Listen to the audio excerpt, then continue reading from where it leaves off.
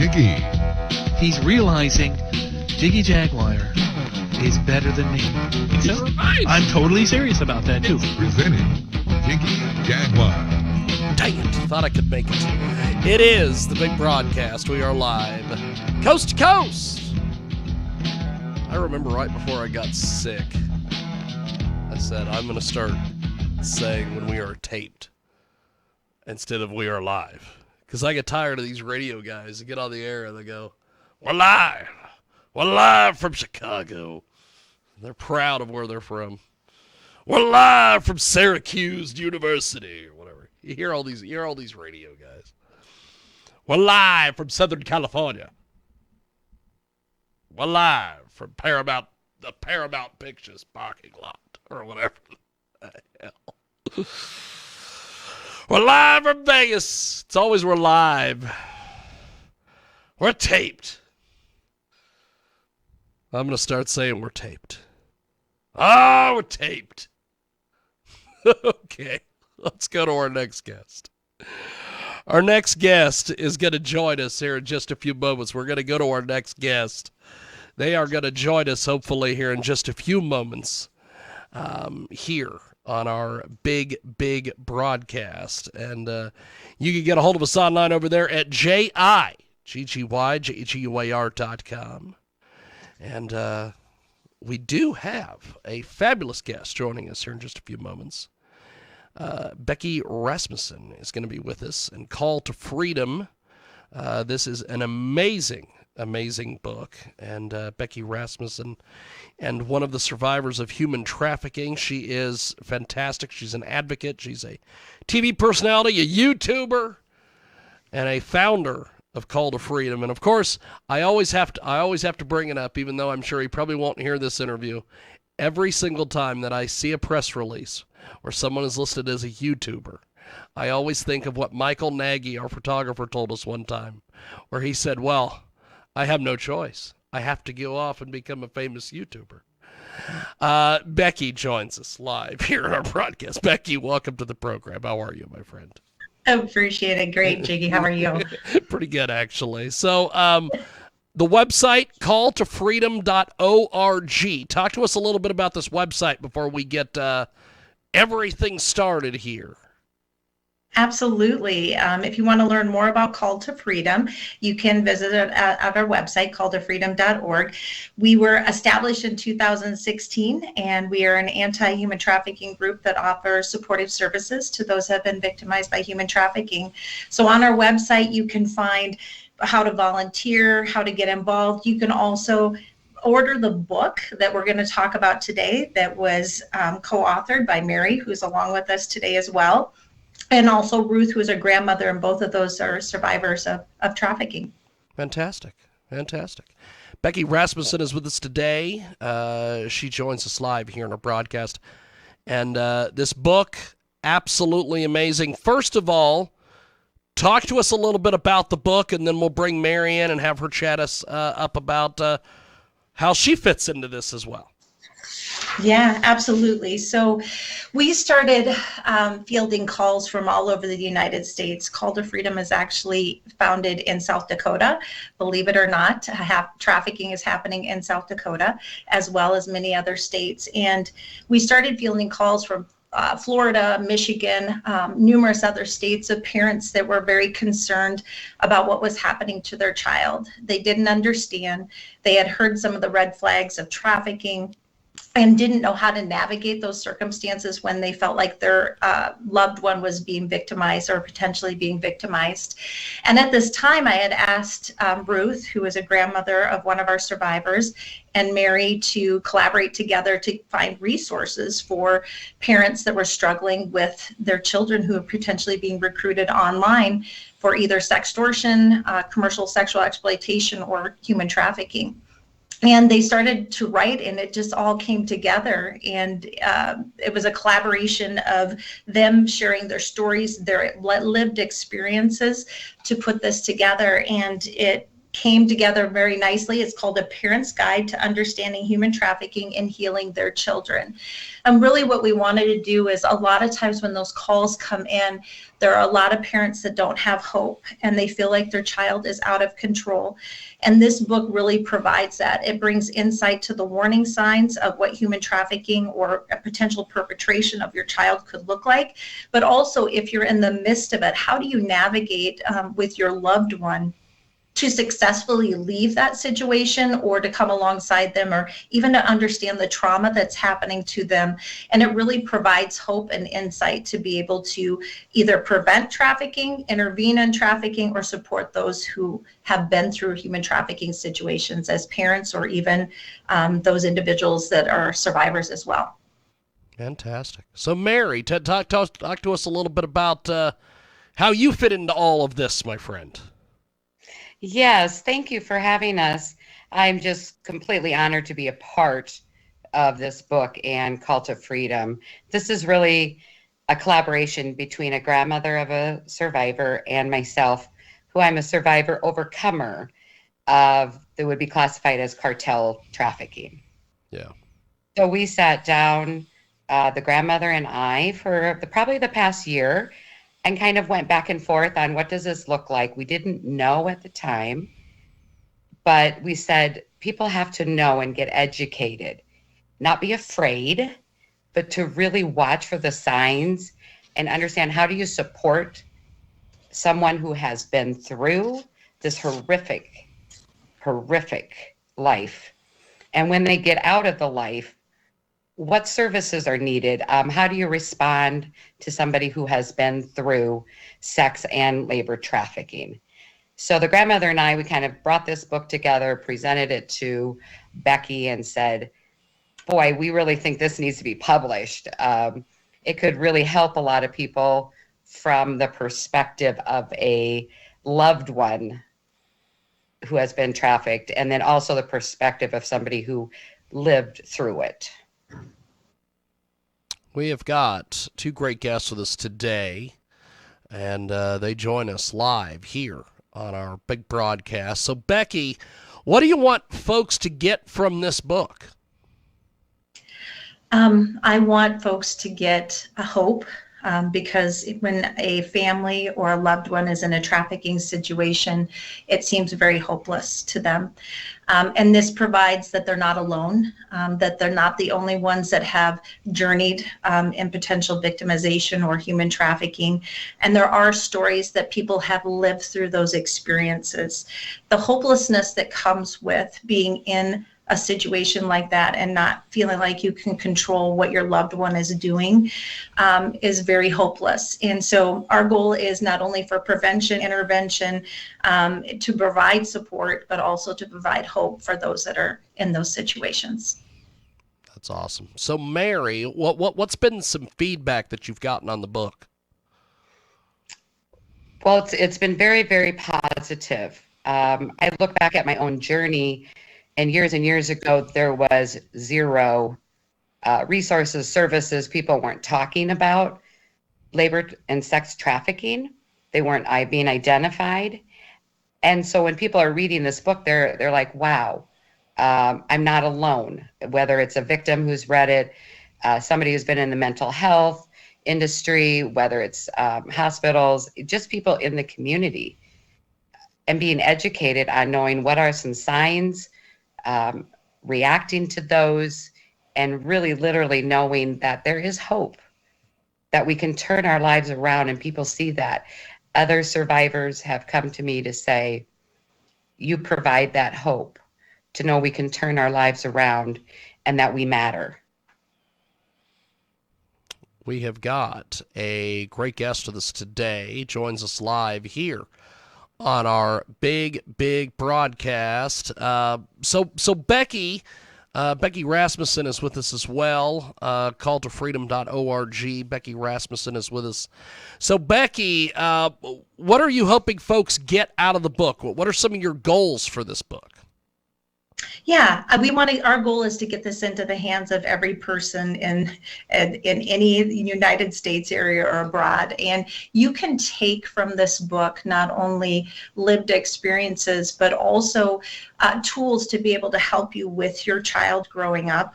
I think a lot of times people don't understand trauma and how trauma affects a person's life, but also how trauma can make a child very vulnerable to trafficking situations. How do traffickers operate? How do they recruit? How do they groom their victim? This talks about this in this book as well. And it's also equips. I think one of the things that we hear, there's so much fear that surrounds human trafficking. And, if my child was ever pulled in, and sometimes people can't sleep at night thinking about it, but I'm going to tell you, this is not meant to bring fear to you. This is to be able to equip you to be able to not be fearful of those situations. And traffickers, this is a business. Human trafficking is a business where they make a lot of money. They don't facilitate this like a domestic violence or a sexual abuse. They are very strategic in how they recruit. So in these situations, a person who is buying an individual sets what we call the demand. So if that demand wants a blue-eyed, blonde-haired girl who's from the Midwest, that business person who is a trafficker is going to find a way to recruit a child that fits that demand. And so they are very strategic. The latest that we've seen are especially with young boys, and the sextortion and some of the victimization with boys, that it doesn't have a certain demographic. The demand sets the tone for what the victim looks like. So a lot of parents think that would never happen to my child. Well, get educated so it doesn't. And that's what our hope is from the book, that it really educates parents to be more involved with their kids, understand social media, and healthy relationships. What do healthy relationships look like to your children? And then also trauma. If they've experienced trauma, how can that affect them to be vulnerable to other victimizations such as human trafficking? And so we have a lot of hopes and dreams for this book, but our goal is to get this in the hands of as many parents as possible so this never happens to another child in the United States or all over the world. We have got a great guest with us today, two great guests. Becky Rasmussen is with us, also Mary Jackson. They join us here on our big broadcast. So, Mary, talk to us a little bit about what are some of your goals for this book? Well, I think a main goal for me is education, is to know human trafficking does not know any boundaries. I would have been considered the girl next door. I grew up in the Midwest. I went to a Christian high school, went on to a Christian college. I even started out my first year of college because I wanted to be a nun. And through that, how does a girl from the Midwest end up being sex and labor trafficking through the cartel out of South America? So it's been quite a journey, but it's to understand that it can happen to anyone depending on your vulnerabilities. There's a higher population of people who are vulnerable, which would include, homelessness, if there's any addiction. There's a lot of different vulnerabilities. I wouldn't probably not have as many vulnerabilities, even though my main one was I wanted to belong. I wanted to be accepted and have friends when I didn't find that within my own community. Even though you wouldn't have noticed it, I just didn't feel that way. And so I literally turned to people that I thought cared and loved about me and loved me. And this was not the case. So I entered a very dark world. But nobody would have looked at me and said, oh, she's super vulnerable to be trafficked. No, that wouldn't have been the case. So a main thing is really to show that human trafficking does not have any borders and boundaries, that it can happen to anyone. I have a lot of survivor overcomer friends in the nation that fall under all different types of trafficking, and their journeys are all different, and what led them into that quote, that life, and how to get out of the life. So one of the things that I've always thought was so strange about the human trafficking business is, you know, like you were saying, Becky, they got a lot of cash. What the hell are they doing with all these kids once they get them? That's the thing I've always wondered. What is the fascination with children? I think there are things within our community and within our nation, within our social media that have created dynamics. I mean, pornography is a big thing, and pornography leads to your brain not having enough. And so when you have fulfilled one end of some of this pornography that you've watched, you're always wanting more. It never fulfills you. And it essentially gets to where we see that the kids are getting younger. The demand is wanting younger kids because they've never had that before. I've never experienced that before. And it's about fulfilling a need that'll never get fulfilled. And so our community needs to realize that this doesn't happen like Taken. It does and it can. Let me rephrase that. But typically, these traffickers build relationships with their victim. So that victim thinks that I chose this life. There is a lot of manipulation and grooming. And then kids, it's very hard to leave once that trauma bond and some of those control factors are in place. And so I really want to get across today that there are a lot of misconceptions about trafficking. I think it's a brokenness of every party that's involved. And trafficking will not end until the brokenness has ended.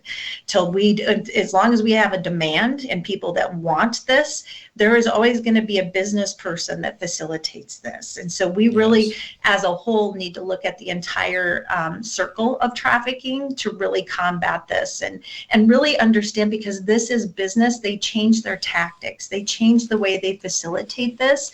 And so maybe we're talking about social media right now, but as we get smart to that and the feds get smart to that, they change their tactics in new ways. And so always knowing and being educated on this is really key, but also understanding if you are stuck in some of those cycles, not every person that is on the other end of that is a willing person.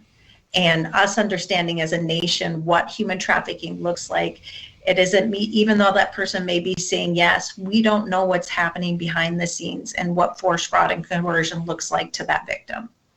We have got great guests with us today. Becky Rasmussen is with us. Also, Mary Jackson join us here on our big program. Mary, one of the things that I've always wondered about, which is so, I just don't even, like with all these different things that go on, why is it that whether it's young, old, whatever, these like elites, like with the Epstein Island thing, all these celebrities and everybody, what is the obsession with kids? Is there some sort of do they buy into some sort of thing where if they're doing something with a kid, they're going to get their life force or energy or something? What is the fascination here with this? I've never understood that. Well, I think you and me both, because I can, speak about my own personal journey. Not so much, other people's, because it's their story to tell. Yeah. But just from the mentoring that I do and in my own journey, I would say there is that pornography piece that starts out. And I'm not sure what it is for the kids, but there is a demand for it. So as I've been told by traffickers, the cartel, that whatever that demand is, they are going to supply. It is completely 100% business. They do not think about the victim, although the victim believes that they're a willing participant. And what that buyer wants, which is a whole separate topic on the buyer, I'll give an example. It's kind of like a car. So you sell that car, but you can sell that car over and over and over again, not probably put a lot into that. So that car is sold over and over again. And that is what happens in trafficking. It's not that they necessarily, I would say, care about us, but they make us believe that they care about us.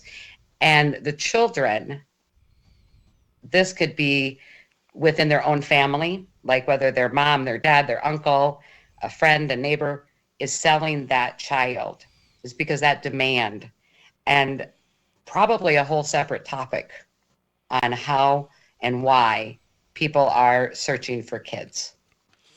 Well, the thing that I always think about with all of this, we got to have, like I was talking about, where everybody's into this kid thing, and you look at it doesn't matter what it is, whether it's commercials, whether it's the like I said, the Epstein Island stuff. Everybody's obsessed with kids. And this is terribly, terribly a horrible transition. But I am going to try to present a point here. So, as Rush Limbaugh used to say, stay with me. Dennis Miller used to always talk about when he would do his stand-up comedy, right around the 9/11 thing, where the Muslims, the la guys would always talk about how if they did this bombing, they would get the 50 virgins, and they would always go to heaven or wherever and get 50 virgins. And Dennis Miller's thing was always, once you've had one virgin, don't you want a pro? And my feeling on this with human trafficking and child trafficking especially is, if you've got like the Epstein Island thing and you've got Bono and all these guys that, Trump, Clinton, all these guys that were there, wouldn't after a little bit, like you want to do something other than a kid? See, that's what I'm trying to figure out. What is the fascination with being around kids? That just boggles my mind. That's what I'm trying to figure out here. Yeah. Well, we wish we had an answer to that too, Jiggy, so that it would stop and then we can figure out how to correct it's so strange. That line of thinking, right? Like, it isn't normal. And what makes it difficult to do this work is to hear the stories of the people and what they've been through. Yes. But it also gives me an amazing respect for those who have overcome, because they should not be alive and they should not be going on, as we quote, normal life, because if you hear the stories that most of them have been through, I can't even begin to start to get into the mind of a person like that, because I don't think I could do the work that I'm doing today. Yeah. And understanding, I want to turn that back to the survivors and the overcomers that have gone through that, and to watch Mary and to see that there aren't many people that have been impacted by human trafficking that have survived cartel trafficking, and she did. And the hope that she brings when she walks into a room of survivors or victims at that time that are coming in seeking help, and they said, you survived, that means there's hope for me too. And there are hope for people that are in this. And it is not okay to buy another person. And I think we need to understand that this is potentially somebody's daughter, granddaughter, or son, or that you got to put a different lens.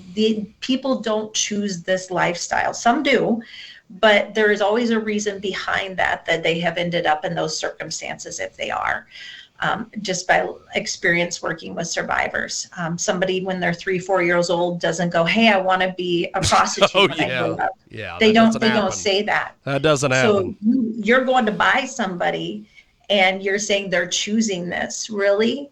Is that what your 3 or 4-year-old said when they were young? And so I think we have to just understand that we're not going to ever understand the evil behind this. That it's not okay to devalue people. It is not okay to put a price tag and make a person a commodity. It's not. But they make these individuals that are victimized by that believe that's what they're worth. And that's where it's wrong on so many levels. Well, and in some cases, which I don't know if you guys have ever run into this, but in some cases that I've heard, it's the parents. Yes. That it's similar to when they back in the slave trading days, where a lot of times it wasn't, it was the families that were like essentially selling their other family, and this is the same thing. What goes into that? Is it the fact that they realize, man, there's a lot of money out there? Is that what it is? What is that piece where someone takes their child and puts them into human trafficking? Familial trafficking is one of the most unidentified form of trafficking because it's easy to groom your own child into a lifestyle and they trust that person. And a lot of times what we have seen with familial trafficking is the victim doesn't even know they're being trafficked because that's all they know. And so it usually is later in life that they self-identify. Now, understanding the mind of the mother, father, typically there's some generational abuse that is involved with that has made that, quote, normal to them as well. Our systems don't identify familial trafficking the way that they should, because it's very hard unless you ask the right questions to get the victim to understand what's really happening to them. So I always challenge in familial trafficking, our systems need to understand what trafficking, when I say systems, I mean our emergency departments, our youth programs, anybody who's coming into contact with potential victims. You better get educated on this, because I'm telling you, they're coming through your doors and we're not identifying or helping them become identified in those situations. And we've had domestic violence shelters that have interviewed girls in their 20s and 30s and asked them 3 questions and they answered yes, and had no idea that they were victims of trafficking because it was their mother or their father that had victimized them.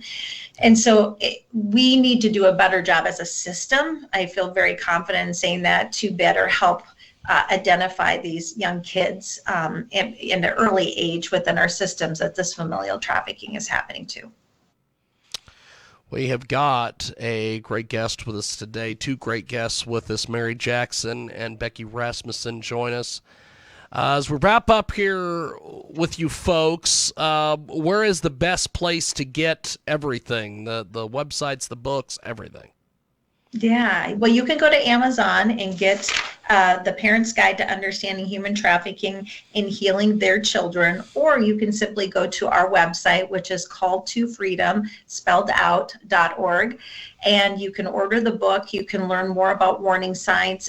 We also have, and Mary do these on a monthly basis, we have parent connection classes that you can Zoom into that are based off of the book, and they're about an hour and a half, and they're free to the community. We don't do this to make money. We do this to get the word out and to save lives, and so we want to offer as many tools for individuals to be able to do that. So you can go to calltofreedom.org to access the book and those Zoom opportunities to view the Parent Connections, which is a 3-part series.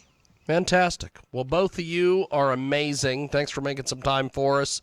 Mary, really appreciate you coming on. Becky, appreciate you as well. Thank you guys for coming in and chatting with us about all of this from top to bottom. Really appreciate it. We will talk to you guys soon.